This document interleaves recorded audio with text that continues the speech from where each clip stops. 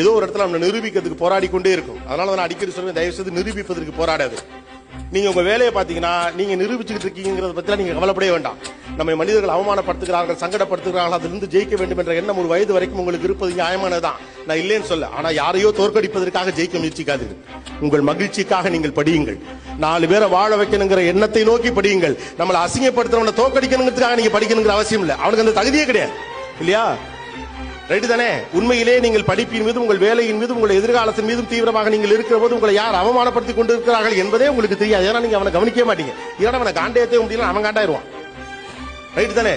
உங்களை காண்டேத்துறவனை பத்தி, கடுப்பேத்துறவனை பத்தி, எரிச்சல் ஊட்டுறவனை பத்தி, உங்களை நீங்க ஒளிந்து போக வேண்டும் என்று நினைக்கிறவர்களை பற்றி நீங்கள் கவலைப்படுவதை விட நீங்கள் ஜெயிக்க வேண்டும் என்று நினைக்கிறவர்களை பற்றி கவலைப்படுங்கள். நீங்கள் அன்பாக இருக்க வேண்டும் என்று நினைக்கிறவர்களை பற்றி கவலைப்படுங்கள். இந்த புள்ள நல்லா வரணும் தான் உங்களை வாழ்த்துறவனை பத்தி கவலைப்படுங்க. உங்களை பிடிக்காதவர்களை பற்றியே நீங்கள் கவலைப்பட்டுக் கொண்டிருப்பதால் உங்கள் பிடித்தவர்களை பற்றின கவலை உங்களுக்கு போயில்லாமல் போயிருக்கு.